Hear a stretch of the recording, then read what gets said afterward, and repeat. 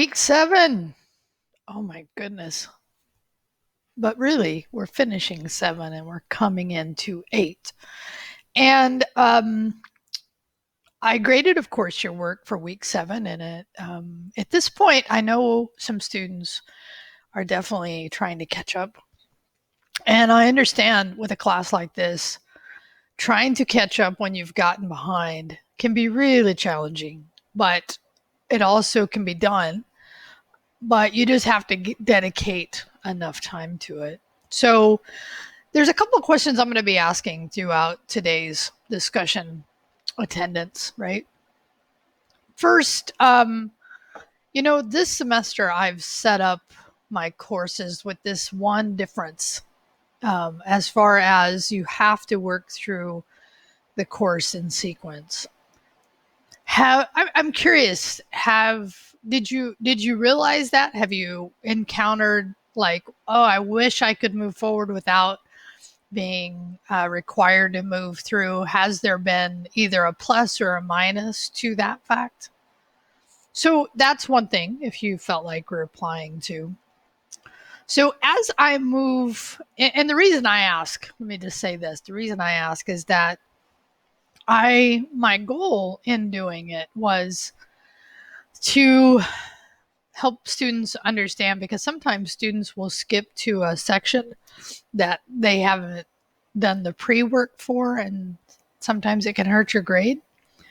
So, and I don't know if by doing that I've also created other barriers, because the thing I don't want to do is create barriers for getting work done. So as we move into week 8, we continue. And as you see this trend that I do is that each week we work on something related to the Project Zero and more content related to things that I feel is important to understand. And so this week it's e-commerce and a lecture about understanding just the platform of e-commerce, because there are so many different ways to implement some kind of online store for a website. And, I think hopefully that lecture gives you an introduction to some of those things. And as you move forward, you may implement one of these for a client or for yourself, or just be exposed to it. And so having a knowledge about some of those different offerings is a good idea. And that's what that is intended to give you.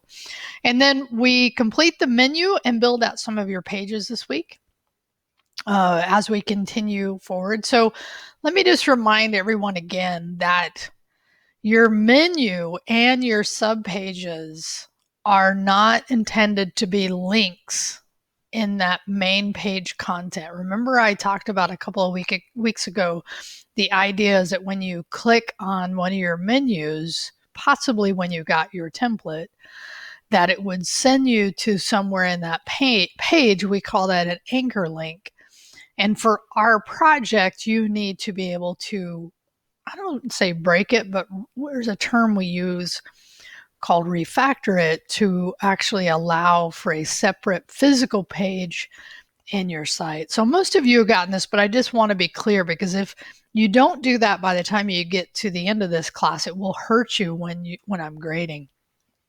Okay? So I give you more opportunity to work on this. And then I think it's a really good time to at least think about, with the changes in the way that we're doing business, like, can Walmart catch up with Amazon? So anyway, I found this interesting myself in the context of this class. I hope you do as well. And then for Thursday, again, introducing you to things that it is good to understand about cloud services. What are the major providers? Microsoft with Azure, Google with the Google Cloud Platform, and then with Amazon being the 3 major ones. There are others out there, but when we talk about the big ones, and truly, I think if I would say the biggest one is Amazon in that case. I have had more experience with the Google Cloud Platform myself, but I have done volunteer work for the Google developer relations arm. Been up until this last year where I decided to focus more on my course content because I was able to teach more advanced classes. I had done community work all over the US and some internationally. And so that's why I have more exposure there. So then we continue on with building out more Project Zero and creating a favicon. So I walk you through how to do that and pay attention to the troubleshooting in case you run into that.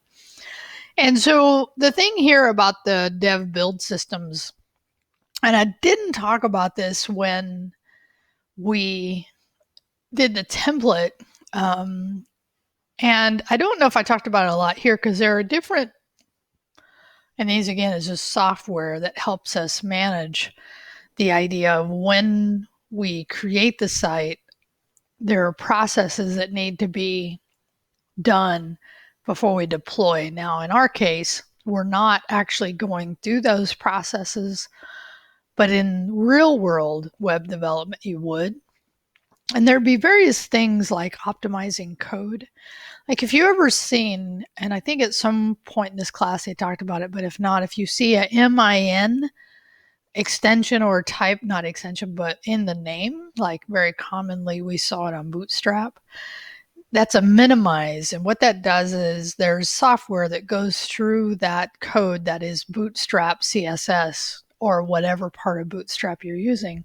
And it strips out all the unnecessary spaces because computers read our pages, not humans. Humans don't need those spaces. We do. Our eyes like to look at code in a uniform way that allows us to easily at a glance see the structure of something, but the computer doesn't care about any of that, and it runs faster when we do that.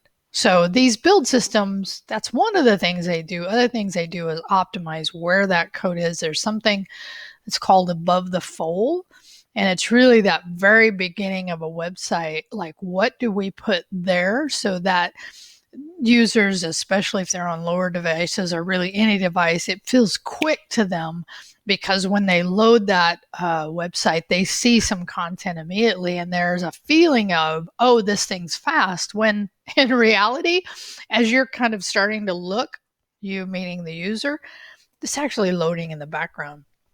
So, it's good to know what some of these systems are, and there's Webpack, Grunt, Gulp. I mean, really, listen to some of these names. Who came up with this? So just a little preview there. Now, the last week 9, our last week together, I will have done probably Monday. So I'm recording this at the end of week 7, coming into week 8, and I will have week 9 done. The reason I bring it up here is I want to be clear, and really this is what I want to see in your reply. Your Project Zero is due on the 8th, okay?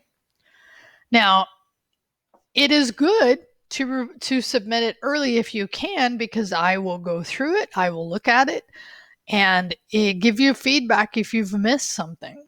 And you can fix it before the due date. But if you're submitting right at the due date, or as you know, I'm not a late night person, hopefully you've gotten used to this by now, that there won't be any changes, and that is an absolute deadline.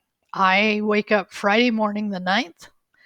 I grade anything I haven't graded, but I do, as you hopefully have already gotten used to, I grade pretty much every day. But in this case, for sure I will, because here's the other thing is in addition to the Project Zero, and probably this is as important, that remember, I do accept late work, but that due date is the absolute last time I will accept late work. Okay.